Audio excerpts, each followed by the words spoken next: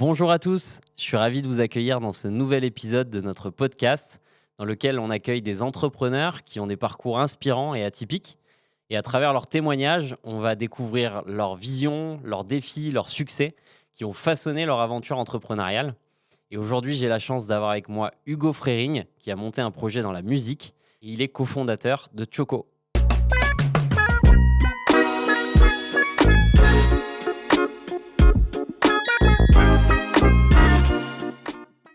Salut Hugo, bienvenue sur le plateau. Aujourd'hui, tu sais qu'on va parler un petit peu de toi, de ton parcours, de ce que tu as fait jusqu'à présent. Est-ce que tu peux, pour commencer, te présenter et puis présenter rapidement Choco? Salut Emilien, merci de m'accueillir. Hugo, j'ai 34 ans, j'ai cofondé Choco il y a 8 ans et on est une entreprise qui fournit de la musique aux professionnels. Donc concrètement, une sorte de Spotify mais pour les professionnels, tous les établissements qui reçoivent du public. L'idée c'est d'avoir du bon son au quotidien. Au bon moment, quoi. Exactement. Ok, aujourd'hui, l'idée, ça va être vraiment de retracer un petit peu ton parcours, ce que tu as fait avant. Et du coup, je crois que ta première expérience professionnelle, elle a été un peu atypique. Tu es parti travailler au Tchad, je crois, en tant qu'ingénieur. Si tu peux nous en parler un petit peu de cette expérience, pourquoi tu as fait ce choix et surtout, qu'est-ce que tu as vécu là-bas? Exactement, l'idée après les études c'était de voyager, de voir des choses un peu incroyables. En lisant des livres toute mon adolescence, j'avais été bercé par des récits d'aventuriers et c'est vrai que j'avais envie de voir des choses que les gens n'avaient pas vues ou en tout cas que je connaissais pas dans mes proches et donc du coup, j'ai choisi un pays qui était qui est assez méconnu, qui est un pays qui est un peu compliqué, qui a une différence culturelle incroyable, où il y a plein de choses à voir et où j'ai pris une claque, énorme de rencontres, de vie, de conception des choses et donc j'ai appris plein de trucs en étant là-bas pendant 3 ans. Après, c'était une expérience assez intense et puis je suis rentré en France, pour être aussi un peu plus proche de ma famille et de mes amis et après, je me suis lancé dans l'entrepreneuriat pour retrouver ce côté un peu de liberté que j'avais là-bas. Ok, donc c'est vraiment cette recherche de liberté qui t'a poussé à entreprendre parce que tu étais salarié, j'imagine, au Tchad. Comment tu passes à être salarié, dans un pays comme le Tchad à, entreprendre dans la musique? En fait, je suis parti au Tchad avec la formule du VIE, donc c'est une formule qui permet aux jeunes diplômés de partir assez facilement, à l'étranger pour des grosses boîtes françaises et donc du coup, après là-bas, j'ai continué en tant qu'expatrié, en tant que CDI. Je suis rentré en tant que CDI dans la même entreprise et là, pour le coup, j'ai pas du tout retrouvé la liberté que j'avais en tant qu'expatrié et donc du coup, je me suis dit: «C'est le bon moment de lancer une boîte». En fait, ce qui s'est passé, c'est qu'il y a une période un peu de transition où, en fait, on travaillait énormément quand on était en Afrique. C'est-à-dire qu'on faisait des très gros horaires et on travaillait 6 jours sur 7, et parfois 7 sur 7 quand on faisait des grosses sessions. Donc du coup, je suis rentré avec une capacité de travail, qui était assez importante du moins au début Tu m'étonnes. et donc du coup, j'ai pu, cumuler, le fait de travailler pour une société et à côté, commencer à réfléchir à un projet. Parce qu'en fait, quand on monte un projet, on a besoin de savoir plein de choses dans plein de domaines et donc du coup, on a un énorme retard dans pour moi, pour le coup, c'était en finance, en marketing, en communication, en produits, en absolument tout, en fait et OK. donc du coup, j'ai commencé à travailler à côté, de mon CDI en France.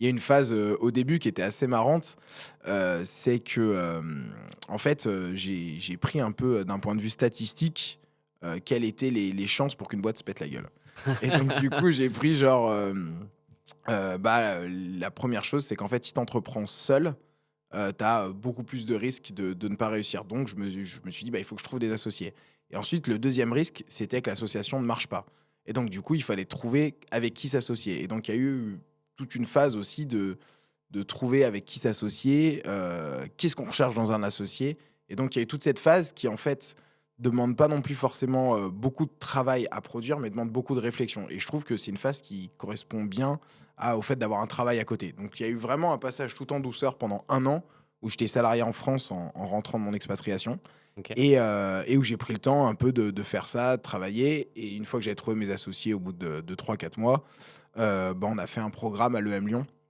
et c'est là où un peu on a commencé à travailler le projet plus en profondeur. OK, du coup, tu as commencé à chercher des associés avant d'avoir l'idée du projet que tu voulais monter, quoi?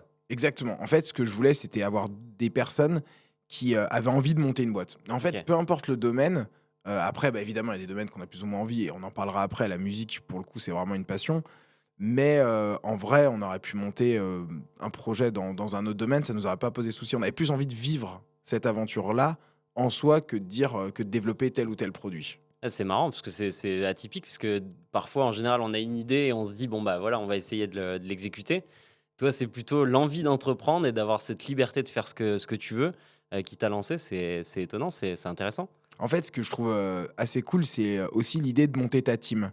Il y avait un truc un peu bizarre, mais dans le salariat, bah, parfois on a des collègues qui sont pas top ou des gens avec qui on n'a pas envie de travailler et en fait, dans l'entrepreneuriat, on peut choisir à peu près littéralement tout, du type de client au type de fournisseur, aux personnes avec qui on bosse, à la taille de la boîte, à plein de choses et en fait, bah, l'idée, c'était un peu aussi de construire, presque son poste sur mesure et en trouvant des gens aussi, qui ont envie de rejoindre l'aventure pour ce qu'on a construit. Et donc il y avait un vrai côté, avec Maxime et Raphaël, on s'est dit: «On va monter une boîte où on prend du plaisir». Où en fait, il faut qu'on soit heureux et que les équipes soient bien. Et en vrai, on s'est dit: «Notre premier critère de réussite, c'est que l'équipe passe un bon moment et que nous, on passe un bon moment». Et déjà rien que ça, c'est déjà pas simple. Enfin, c'est un vrai challenge, quoi. Et ça, c'était cool. Carrément, mais du coup, tu t'es associé avec, 2 de tes amis, c'est ça? Comment tu fais pour, gérer, le côté, ami d'un côté et la collaboration, sur un projet, d'un autre côté, en fait? Comment tu gères ça? Bah, c'est vrai qu'au début, il y a plein de gens qui vont te dire, «Oui, il faut pas t'associer avec tes amis, ça va casser la relation ou ça va être compliqué si ça se passe mal». Moi, je pense qu'un ami, déjà, on le connaît bien, on le connaît mieux, et ça permet déjà de savoir à peu près, entre guillemets, «à qui on a affaire». Et donc ça permet de choisir quelqu'un qui, je pense, a les mêmes valeurs que soi et je pense qu'en fait, les valeurs, c'est ce qui fait que ça tient dans le temps. Si tu as quelqu'un qui a des valeurs très décorrélées, et ben, en fait, quand tu vas devoir faire des choix, éthiques, devoir faire des choix, sur, les équipes, sur le placement de produits et cetera, bah, si les valeurs sont pas les mêmes, ça risque d'avoir des clashs énormes avec les associés. Donc partant de cela, je me suis dit: «Bah, il faut déjà qu'on ait des valeurs un peu communes, des mêmes visions des choses» et ensuite, de trouver des gens qui soient, comment dire? En fait, j'ai pris des gens qui, pour moi, avaient un mental de guerrier. C'est-à-dire des gens qui lâchent jamais, quoi. Enfin, toi, tu les connais aussi un peu les 2 et il y en a un avec qui, bah, voilà, on a déjà fait, du kart, de la moto, que tu as déjà vu, marcher, courir. L'autre avec qui tu fais du squash de temps en temps, bah, tu vois, ils lâchent jamais, en fait. Chaque Ouais. point, ils vont se battre, chaque courbe qu'ils vont prendre, ils vont chercher à donner le meilleur d'eux-mêmes et en vrai, je cherchais aussi des gens qui allaient me rendre meilleur.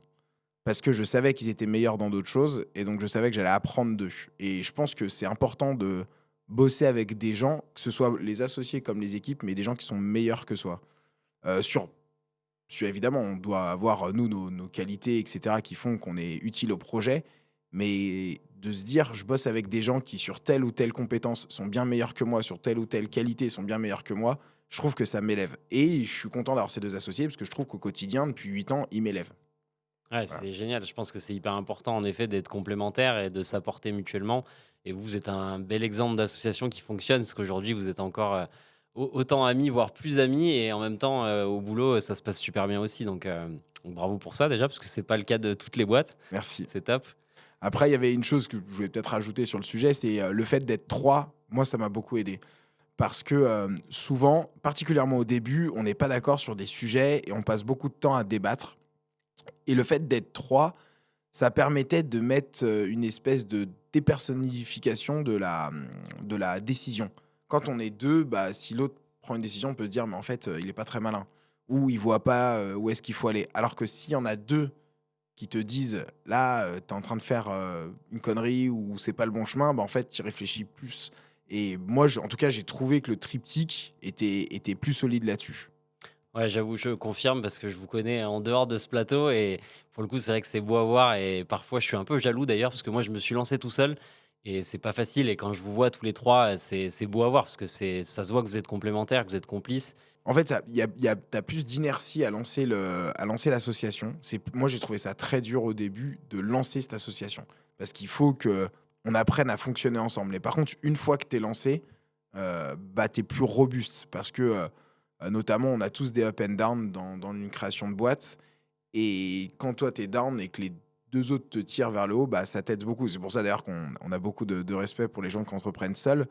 Parce que moi, je pense que j'en aurais pas été capable. Je pense que entreprendre tout seul, ça demande un niveau d'exigence et de compétence constant qui est très difficile. Alors qu'à 3, on peut se permettre d'avoir des moments un peu Équilibre, plus. quoi. Ouais, exactement, c'est ça. Et en fait, bah, tu viens du monde, tu connais un peu le monde de la mécanique, mais moi j'aime bien le moteur, le 3 cylindres, quoi. C'est un moteur qui est un peu sympa, qui est très joueur et qui est hyper performant. Et en fait, bah, t'as toujours un cylindre qui est en train d'exploser, en fait. Et c'est ça qui est assez cool.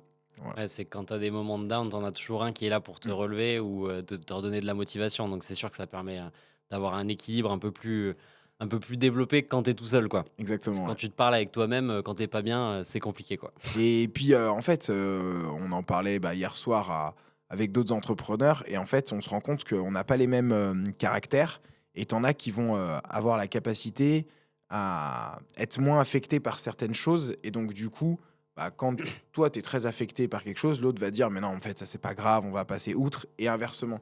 Il y en a, ça peut être sur des relations avec les équipes, il y en a, ça peut être sur les finances de la société, il y en a, ça peut être sur les relations avec les clients ou sur les risques que tu peux avoir d'un point de vue produit.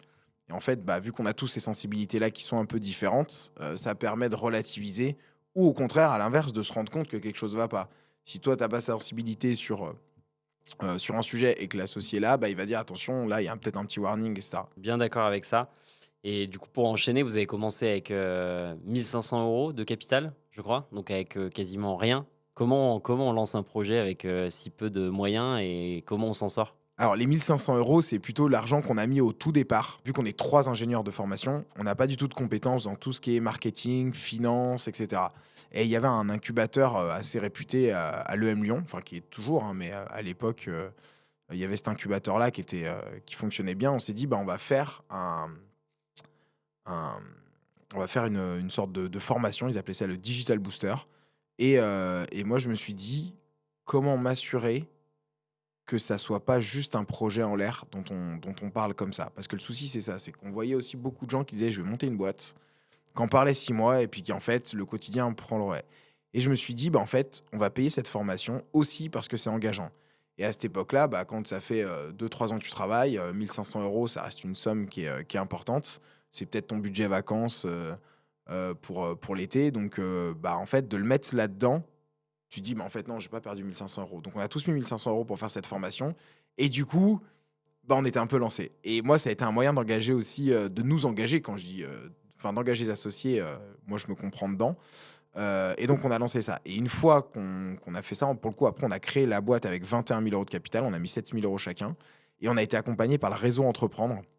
Donc le réseau Entreprendre qui a été initié, à la base par monsieur Mullier, donc qui est quelqu'un qui voulait créer des employeurs. Parce qu'il a créé de l'emploi et à un moment, il y a eu une crise, il s'est dit: «Mais en fait, je travaille au quotidien pour créer des emplois et du jour au lendemain, une crise peut détruire mon travail, donc plutôt que de créer des emplois, je vais créer des employeurs». Et donc il y a le réseau Entreprendre qui est un super réseau qui est réparti dans la France entière qui, une fois que ton dossier est passé, bah, tu as, un mentor, on te prête de l'argent et en plus, tu as un club, pour te réunir et pour partager et cetera. Donc on a pu trouver de l'argent et après, bah, la France est quand même un pays super pour entreprendre. On a été soutenu par la BPI qui quand même garantit les prêts pendant 3 ans et cetera. Donc voilà, il y avait quand même beaucoup de dispositifs qui nous ont aidés à financer et à lancer notre produit. Ouais, ça, c'est l'avantage quand même d'entreprendre en France. C'est vrai qu'on a quand même des leviers au départ pour se Ouais. lancer qui sont pas négligeables. Mais j'imagine qu'il y a eu quand même des doutes, des phases d'incertitude quand vous avez lancé ce projet. Comment l'idée est née déjà? Parce que tu m'as parlé de ta passion pour la musique. Mais après, qu'est-ce qui s'est passé sur les premiers mois, les premières années? Comment ça a marché pour vous? L'idée est venue en soirée. Heu, En fait, l'idée de base est pas vraiment ce qu'on fait aujourd'hui. L'idée de base, Un c'était, pivot, c'est bizarre ça. l'idée de base, c'était d'être en soirée, je mets souvent la musique en soirée et là, j'avais travaillé, quelques heures pour avoir une ambiance un peu sympa et quelqu'un est venu pour mettre la musique. J'ai dit: «Bah, non, celle-là, ça va pas le faire». Il m'a dit: «Bah, en fait, c'est chez moi». Je me suis dit: «Ah!» Plus sous cet angle et là, je me suis dit: «Mais en fait, il faudrait qu'il y ait une espèce de liste interactive» et je suis pas le seul à avoir cette idée-là, hein. Il y a plein d'autres projets qui ont vu le jour, qui s'appellent, Prism, et cetera. Enfin, il y a plein de gens qu'on pensait l'interactivité dans la musique. Et donc ça a été la première idée. Mais je dirais que ce qu'on fait aujourd'hui, c'est pas du tout cette idée de base. C'est plutôt ce qu'on a travaillé tous les trois avec les associés.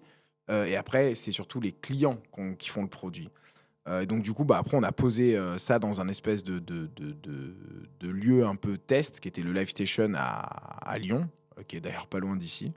Et on a testé, en fait, après, on a fait que écouter les retours clients. Ils ont dit, en fait, il faudrait qu'il y ait un planning, en fait, il faudrait que il y ait des transitions entre les titres, en fait, il faudrait, etc. Et en fait, jusque-là, on a suivi les retours clients. Et là où tu parles d'incertitude, moi, je pense que l'incertitude, elle est toujours présente. Je pense que tu doutes toujours dans ton business. Et le jour où tu doutes plus, mais en fait, c'est le jour où tu as des certitudes et c'est ce qui fait, à mon avis, que ta boîte évolue plus, quoi.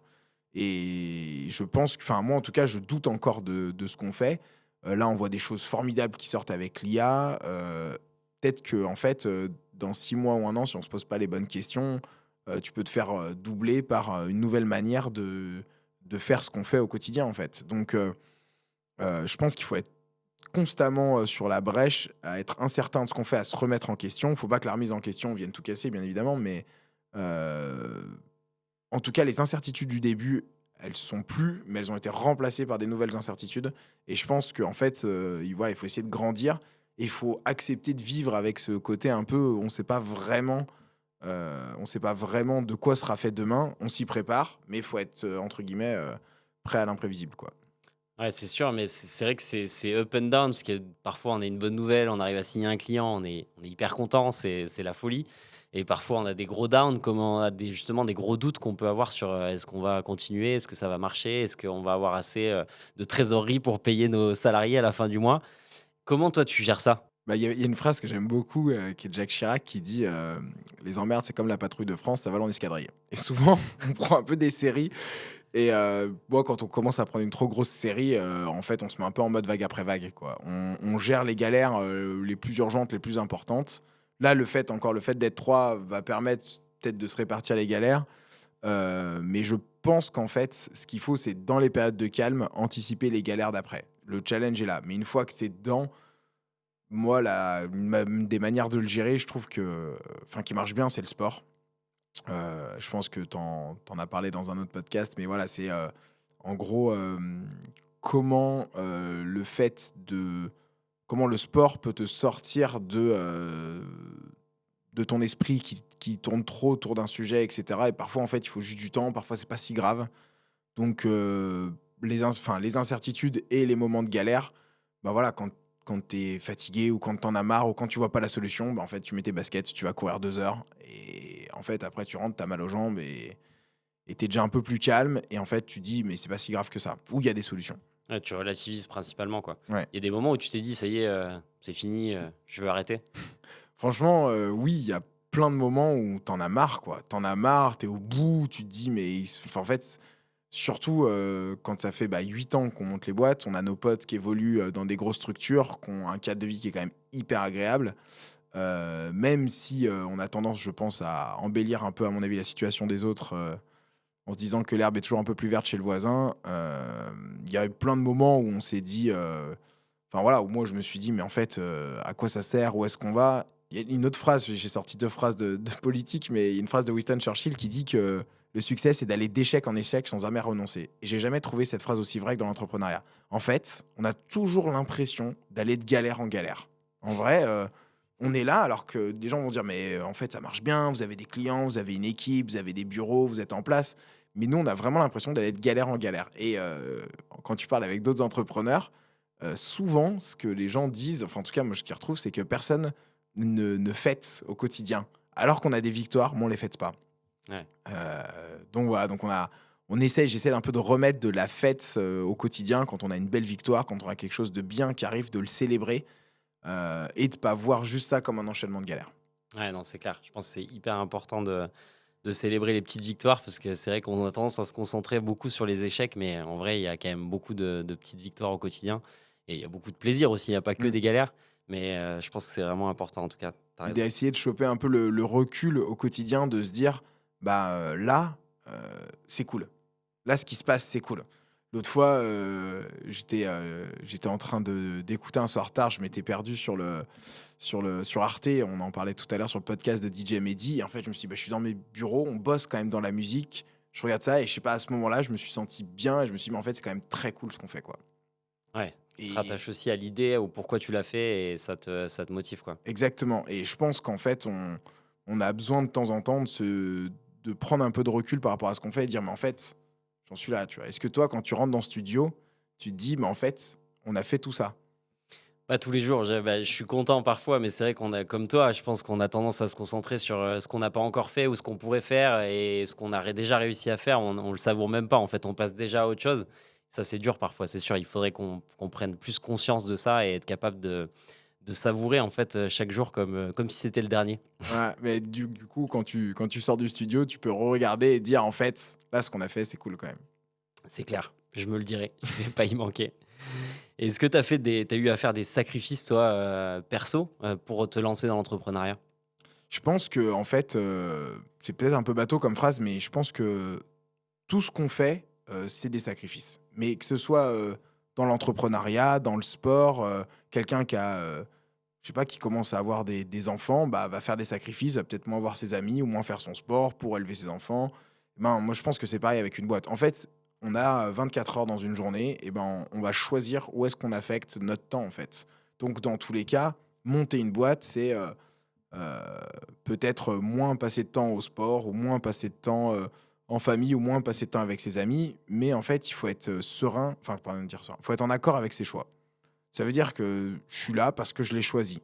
Faut pas le subir. Faut être conscient qu'on monte une boîte et on se dit, j'en sais rien, de tel âge à tel âge, je vais passer X heures par jour de mon temps à monter une boîte et se donner un peu des limites de réussite et d'échec et se dire, bah, en fait, si là, ça fait, j'en sais rien, si je mets 15 ans à essayer de monter une boîte et qu'au bout de 15 ans, j'ai pas réussi à faire ça ou ça, bah, j'arrête. Mais j'y aurais passé, mais j'ai choisi de le faire. Et donc, c'est pour ça que je le vois pas comme des sacrifices, mais comme des choix. Moi, je pense qu'il faut juste être en accord et se connaître. En fait, la clé, c'est se connaître et se dire voilà ce que je veux, voilà où je veux être.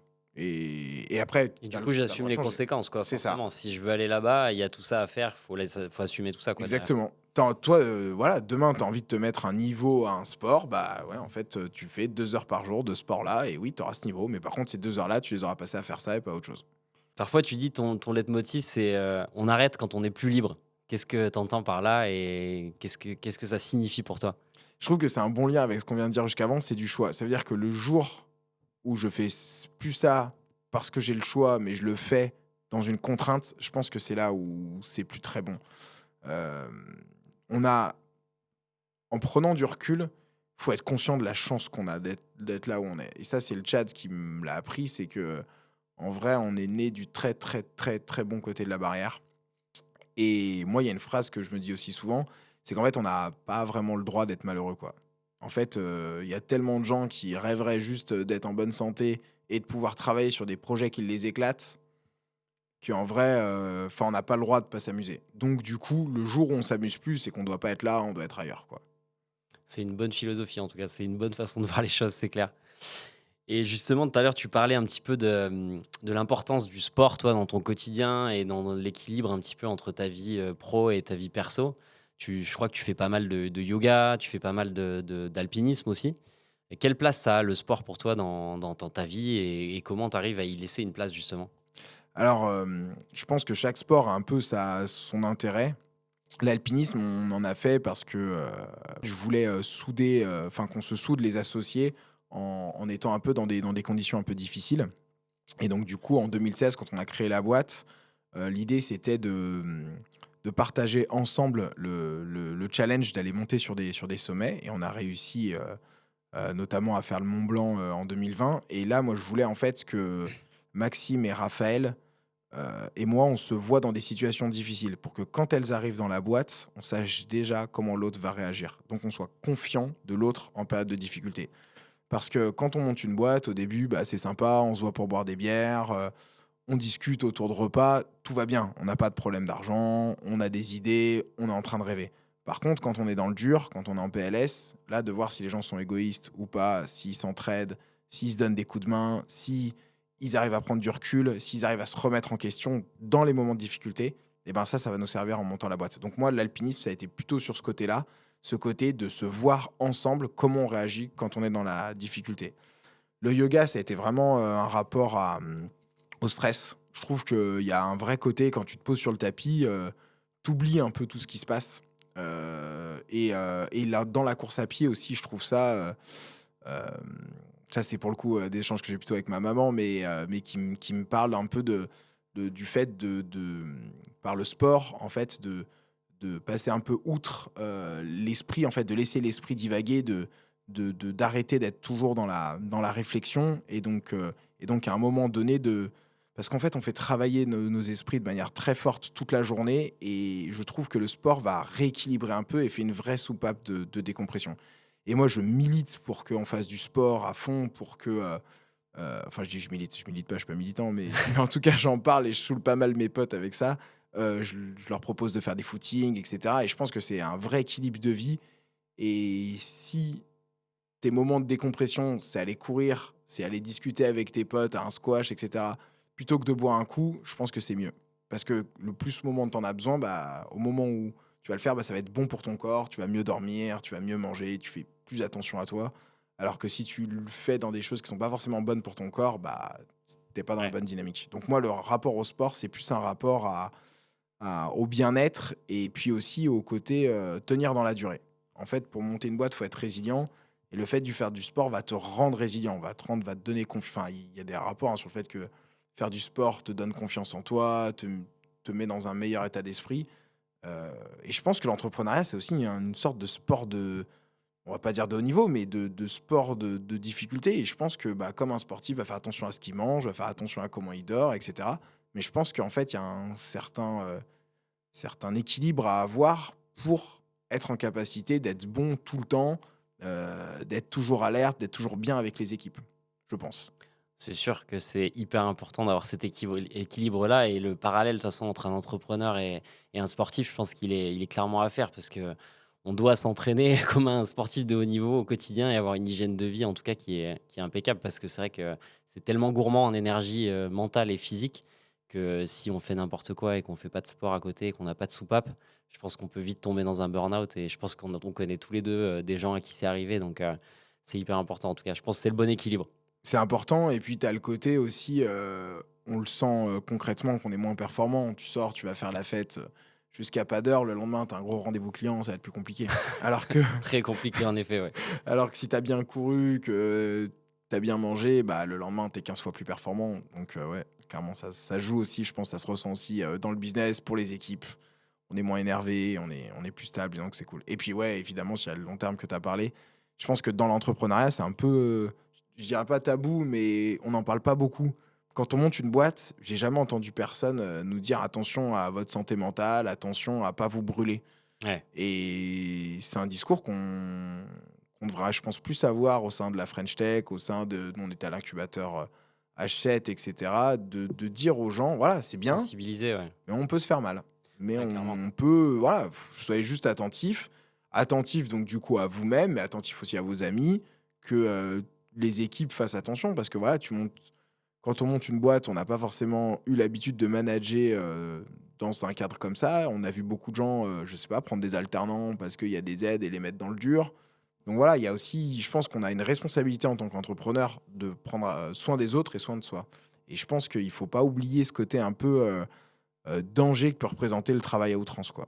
Ouais, clairement. Surtout que, je pense qu'on a tendance à pas voir la limite, parce que je pense que on est tous un peu comme ça, à la pousser la limite au maximum et on donne une capacité, enfin, on a une capacité à donner énormément d'énergie, dans ce qu'on fait, parce qu'on le fait avec passion et c'est clair que si on voit pas, la limite, on peut très vite tomber et on s'en rend pas forcément compte, en fait. Donc je pense qu'anticiper, sensibiliser en effet, rapidement à la santé mentale, dans les incubateurs notamment, comme tu le disais, c'est une super idée parce que c'est quelque chose qu'on voit pas venir quand ça nous tombe dessus, quoi. Et être conscient qu'on n'a pas tous les mêmes limites, c'est-à-dire qu'on n'a pas tous les mêmes limites sur les mêmes choses Ouais, qu'avec tes associés, qu'avec tes équipes, que c'est un entraînement en fait, que ça s'entraîne. Et donc du coup, plus tu avances dans la durée dans ton entrepreneuriat, plus ta limite, bah, techniquement, elle s'améliore.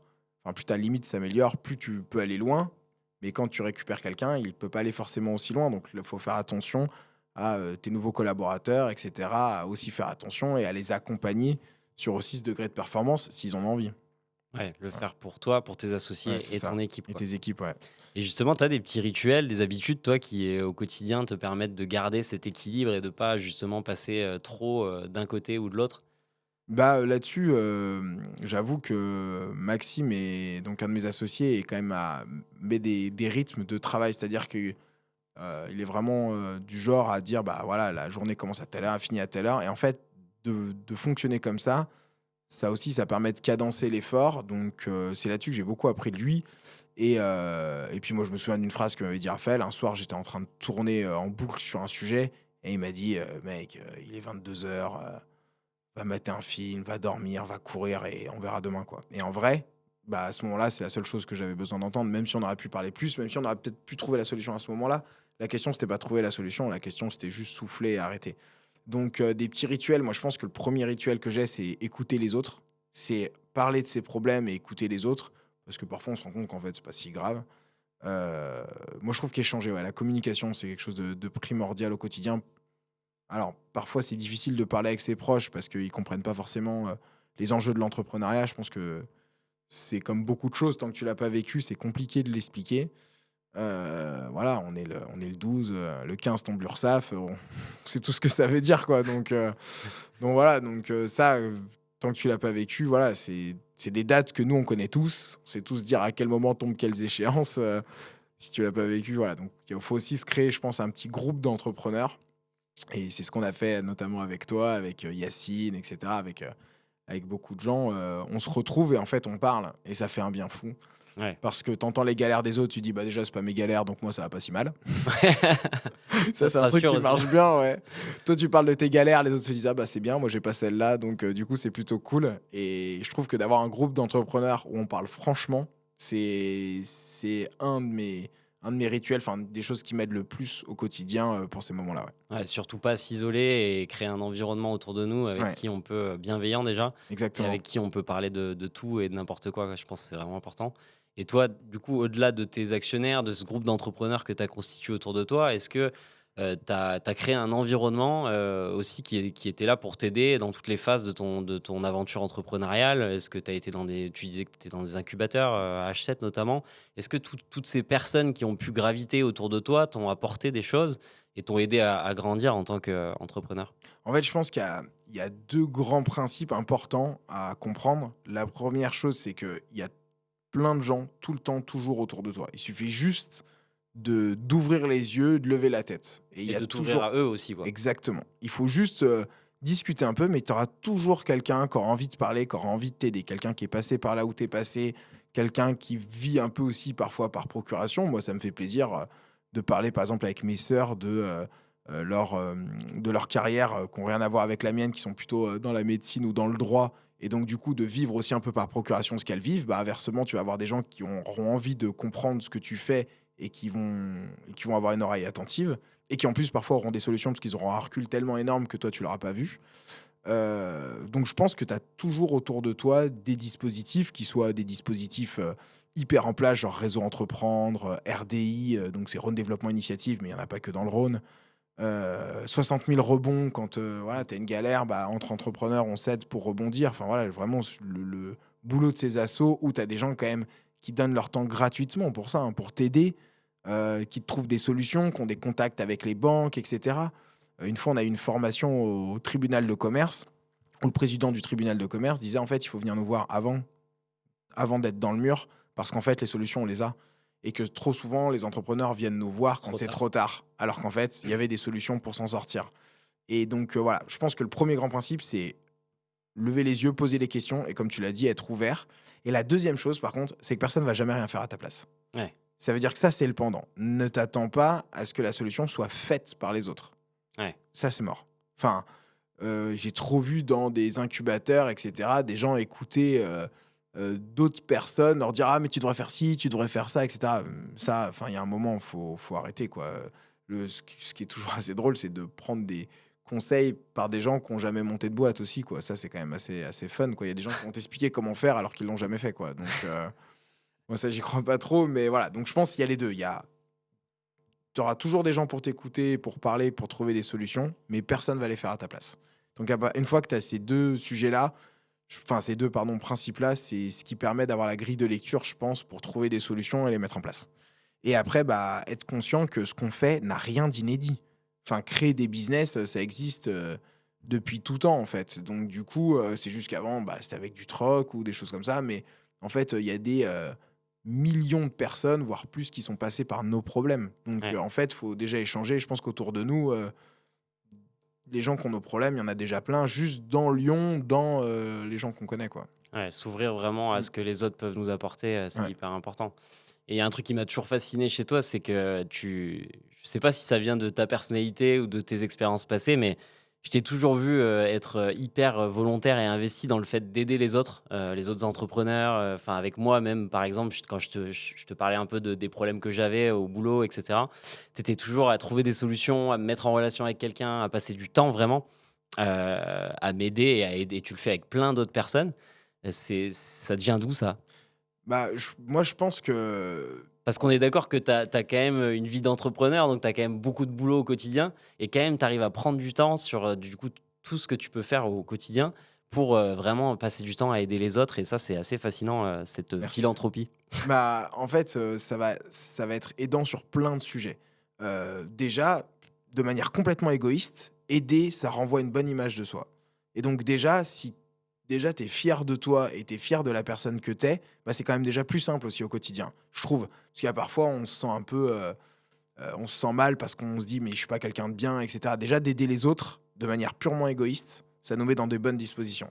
Et après la deuxième chose, bah, j'en parlais hier avec un de nos développeurs, avec Aziz qui, moi je crois quand même pas mal au karma et au fait que, si tu fais le bien, au bout d'un moment, ça va forcément revenir. Enfin, si t'aides tous les gens autour de toi, il y en a peut-être 1 sur 100 qui va revenir et t'aider. Et donc, bah, sur la durée, tu vas avoir des dizaines, des centaines de personnes qui vont t'aider. Et tu vas créer des gens autour de toi qui sont bienveillants, qui te veulent pas du mal. Alors que si à l'inverse, tu es malveillant avec les gens, tu leur fais du mal, par contre, eux, mais c'est sûr qu'ils vont te casser les genoux. Donc, il y a quand même ce côté, je pense qu'en aidant les autres, tu t'aides toi-même et de plein de manières. Et donc, je pense que de faire ça attire des bonnes personnes autour de toi, t'attire de l'aide. Et en fait, presque, j'ai envie de dire, ça va te paraître bizarre, mais je le fais presque pas pour les autres, je le fais presque plus pour moi. Parce que je me sens mieux et je sens que ça va m'aider pour la suite. Tu sens que tu es une bonne personne et c'est gratifiant, quoi. Bah, tu te dis, au moins je sers aujourd'hui, il y a un truc, avec Raphaël, on s'est connus en des temps scouts, hein, donc ça se voit peut-être pas forcément, mais j'ai été scout et il y a le côté un peu, et on appelle ça la BA, c'est la bonne action où chaque jour, faut que tu aies fait une BA, faut que tu aies, fait une bonne action et en vrai, je trouve que ça met vraiment une bonne dynamique et il y a une étude qui est sortie il y a pas longtemps sur le fait que les anciens scouts sont des gens qui sont bien intégrés, qui, hem sont, impliqués dans ce qu'ils font, qui sont, heureux, qui réussissent mieux et moi je pense qu'il y a cette notion de donner aux autres, d'être altruiste de manière générale, te fait du bien, je pense. Voilà. Et est-ce que, ton expérience, au Tchad aussi, où tu as pu voir des gens qui évoluaient dans la misère et qui justement étaient capables de donner presque plus que ce que nous on peut voir, en France. Est-ce que ça a été aussi un déclic pour toi? Est-ce que ça t'a aidé, du coup, à être une personne beaucoup plus tournée sur l'autre? Bah, il y a le fait déjà de voir des gens qui ont rien et qui déjà, sont heureux, sourient Ouais, et en fait, moi il y a un truc qui m'avait marqué au Tchad, tous les matins, on se disait vraiment bonjour. C'est pas le bonjour à la française, salut ça va? En fait, on s'en fout de savoir si ça va ou ça va pas, quoi. Là-bas, c'était salut ça va? Est-ce que tu vas bien? Moi je demande souvent au bureau aux gens: «Est-ce que tu as passé une bonne soirée? Est-ce que tu vas bien?» mais j'ai envie de savoir la réponse. J'ai envie de savoir vraiment si la personne va bien. Et c'est un truc où, se moquer un peu de moi, Raphaël et Max, au quotidien, mais il y avait ce côté, où je disais souvent aux gens: «Ça va, mais toi, ça va?» et en fait, tu vas lever plein de trucs avec ça, au quotidien et c'est hyper utile pour ta boîte. Tu te retournes vers quelqu'un, avec qui tu bosses, tu lui dis: «Toi, ça va?» Si tu entends: «Ouais, ça va», tu sais que ça va pas. Tu sais qu'il y a un truc à creuser et tu lèves des loups, que ça soit, en pro, en perso et cetera et ça, c'est un truc que, oui, j'ai appris d'Afrique, c'est, eux, ils ont ce vrai côté de savoir comment tu vas, de te poser des questions et cetera. s'intéresser réellement à la réponse, quoi. Exactement et ils ont une entraide qui est enfin, en tout cas, moi, là-bas, j'ai vu un niveau d'entraide, mais incroyable et en vrai, tu te dis: «Mais quand on n'a pas grand-chose, de pouvoir donner énormément, en fait, c'est une force» et du coup, tu peux aussi compter sur une communauté qui est plus forte. Parce que si tu crées autour de toi 15, 20, 30 personnes qui sont prêtes à tout donner, mais en vrai, tu fais un groupe qui est indestructible. Et ça aussi, c'est très cool. Et je pense que le challenge aussi, c'est réaliser un peu ce genre de communauté autour de toi où tout le monde est prêt à donner, est prêt à s'entraider. L'autre jour, j'avais un pote que tu connais, bah, ils se sont trompés d'agenda avec sa nana. Les deux étaient à Paris, bah, ils m'ont appelé pour à 6 heures du mat, aller garder leur fille. Et en fait, tu le fais parce que tu sais qu'à l'inverse, lui, il est là pour toi ou elle est là pour toi. Et ça, c'est hyper important. Ça crée des relations Ouais, plus solides et, exactement. et, et plus stables, quoi. Et on sait tous qu'on va passer des moments, pas cool dans notre vie. Là, sur, je sais pas, les prochaines années, on va tous avoir des moments up and down. Et si au moment où tu es down, il y a des gens qui sont là autour de toi, bah, en fait, en vrai, ça aide à mieux passer. Donc si tu aides 15, 20, 30, 50 personnes, que sais-je, le jour où toi, ça va pas, tu en as forcément trois, quatre qui seront prêts à t'aider à ce moment-là, quoi. Ouais, je suis bien d'accord avec ça. Et tu gardes cette mentalité-là aussi dans ton management au quotidien avec tes équipes. C'est quoi tes valeurs, toi, dans le management de tes équipes? Je vais donner des tips, mais ouais, il y a des choses qui me paraissent un peu basiques dans le management que je trouve qui sont pas toujours respectées. Mais quand tu félicites quelqu'un, félicite-le devant tout le monde. Quand t'es pas d'accord avec quelqu'un, fais-le seul à seul. Mm. Et ça, c'est la règle de base, c'est la dignité humaine. C'est-à-dire que toute personne doit être digne et tu dois respecter sa dignité.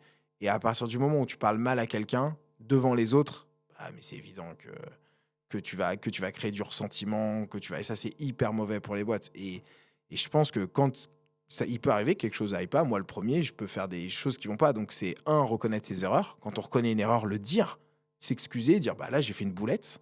Donc, reconnaître tes erreurs. L'exemple, si tu montres l'exemple que toi, tu reconnais tes erreurs, les autres le font. Si tu montres l'exemple que toi, tu félicites, tu dis quand un boulot est bien, etc., les autres le feront. Tu dis aussi quand c'est pas bien. Et quand c'est pas bien, tu juges une action, tu juges pas une personne. C'est-à-dire que si tu arrives à un collaborateur et tu dis, bah voilà, déjà, je suis content de ça pour toi au quotidien, mais ça, là, franchement, ça le fait pas. Moi, je pense qu'il faut qu'on change. Là, il n'y a pas de sujet. Et si tu le fais seul à seul, bah, en vrai, ça enlève tout problème, quoi. Donc, je pense que le management au quotidien, c'est l'exemple, savoir reconnaître ses torts et surtout respecter la dignité des gens. C'est primordial. Se mettre à la place de tout le monde. Ouais. Ouais, non, mais je partage aussi ce point de vue. Et du coup, juste sur les recrutements que tu peux faire, justement, comment tu choisis tes profils, justement? Est-ce que c'est plutôt le facteur humain que tu vas mettre en avant? Comment tu choisis tes prochaines recrues? C'est un peu, on a mis beaucoup de temps à comprendre ça, mais plus on avance, plus, on prend des gens pour leurs valeurs. En fait, un peu comme ce qu'on a dit au début du podcast, quand tu choisis les gens pour tes associés pardon, pour ces valeurs, je pense qu'il faut faire pareil avec les équipes. Et je pense qu'en fait les compétences, ça s'apprend. Les compétences, tu peux les travailler, bah, il y a d'ailleurs en France, des super organismes de formation, tu peux faire plein de choses, tu peux te faire former sur des sujets. Par contre, les valeurs, ça, tu les changeras jamais. Donc, faut trouver les gens qui ont les mêmes valeurs que toi et encore une fois, sans jugement, hein, il y a de toutes les valeurs, et cetera. Il y a tout type de boîtes, il y en a qui sont pro telle valeur, d'autres telle et il faut juste trouver celles avec lesquelles tu es aligné. Nous, on prend du plaisir dans un peu le côté, petite équipe. Moi, j'aime bien, j'avais fait un post là-dessus, mais le côté commando, c'est le dire que tu as une petite équipe d'experts. Je trouve que c'est là où l'efficience est décuplée, où les gens sont le plus efficaces et l'entreprise est le plus efficace. Tu feras des choses peut-être moins importantes qu'une boîte de 3000 personnes. Par contre, un groupe de 10 qui s'entend bien avec 10 experts, c'est d'une efficacité redoutable. Et donc, du coup, sur le recrutement, c'est un peu ce qu'on essaie de monter, c'est avoir 12 experts dans leur domaine. C'est les 12 qu'on est chez Choco, 12 experts hyper talentueux qui jugent leur travail avec en fait des KPI, avec des données, qui savent eux-mêmes si ça va pas, qu'on parle ensemble. Et moi, je trouve que ça, c'est une méthode de fonctionnement qui est top. Donc, on essaie de recruter des gens qui ont envie de se bosser dans ce mode-là. Donc, du coup, ça veut dire que les gens qui ont besoin, par exemple, qu'on leur mette la pression. Nous, c'est pas trop notre mode de fonctionnement. On préfère des gens qui se mettent la pression, entre guillemets, tout seuls. Et au contraire, nous, on va plutôt être, mais non, t'inquiète, ça va le faire, ou ça, je gère, etc., quoi. Mais ça tu mets du temps, et je pense qu'on l'a compris il y a pas si longtemps que ça. Ouais, ça prend du temps, en effet, à vraiment comprendre ce qu'on veut pour Ouais. notre entreprise. Et aujourd'hui, tu as l'impression que c'est plutôt bien structuré chez vous. Justement, t'en es où, en fait, avec Choco? Vous en êtes où là maintenant? Bon, aujourd'hui, moi, je suis hyper content de l'équipe qu'on a. On a stabilisé une équipe qui est vraiment incroyable, mais qui est amenée à bouger parce que la première chose qu'on dit à quelqu'un qui arrive chez Choco, c'est la probabilité qu'on travaille encore ensemble quand tu partiras à la retraite, elle n'existe pas, elle est quasiment impossible. Donc il y a forcément un moment où on va se séparer, c'est obligé. Donc le moment où on va se séparer, juste on en parle en amont et on trouve la meilleure solution pour tout le monde. Parce que si on a bossé ensemble, c'est qu'à un moment donné, on était très content de bosser ensemble. Et donc on va pas cracher sur cette période-là en se comportant mal. Donc en fait, tout le monde chez Choco, qu'il est libre de partir. J'avais un patron au chat qui, une fois, il y avait un collaborateur qui râlait. Il a regardé les fenêtres et il lui a dit T'as vu les fenêtres, comment elles sont? Et le collaborateur, il comprend pas. Il dit tu vois des barreaux? Il dit Non, ici, c'est pas une prison en fait. Tu peux partir quand tu veux. Si t'es pas content d'être là, tu peux partir quand tu veux. Et je pense que c'est ça l'état d'esprit. C'est les gens, ils sont là. Encore, on en revient un peu au début du podcast qu'on a dit, mais ils sont là par choix. À partir du moment où ils sont plus là par choix, faut arrêter. Faut, même pour toi, comme pour eux, faut leur trouver une autre place. Ça veut pas dire qu'ils ont pas de place dans la société. C'est juste que à ce moment-là, ça correspond plus à ce qu'ils recherchent, quoi. Donc voilà. Donc moi, je suis content de ce qu'on a, mais je suis aussi conscient que ça va évoluer.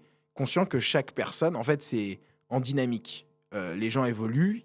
Demain, une personne qui a tel poste aura peut-être envie de plus ou de moins, ou peut-être juste de changer de domaine, ou peut-être juste de faire une pause. Donc en fait, il faut être ouvert à ça et il faut créer cet espace de communication où les gens se sentent à l'aise de dire bah ouais, en fait, j'ai envie d'arrêter pour telle ou telle raison, sans avoir à se justifier, mais juste à expliquer pour que toi tu le comprennes et qu'ensemble on trouve les solutions pour remplacer la personne ou pour répartir. Enfin voilà, je pense que le challenge il est là, quoi. Et comment tu résumerais ton parcours entrepreneurial en quelques phrases, en une phrase? Ouah, c'est dur, hein. Résumer un parcours entrepreneurial en une phrase. J'ai souvent des grandes citations et il y en a une que j'aime bien, c'est Henry Ford qui dit: «Un avion décolle toujours face au vent». Et il y a un côté un peu, faut rentrer dans la difficulté. Faut y aller, à fond, enfin en face, quoi.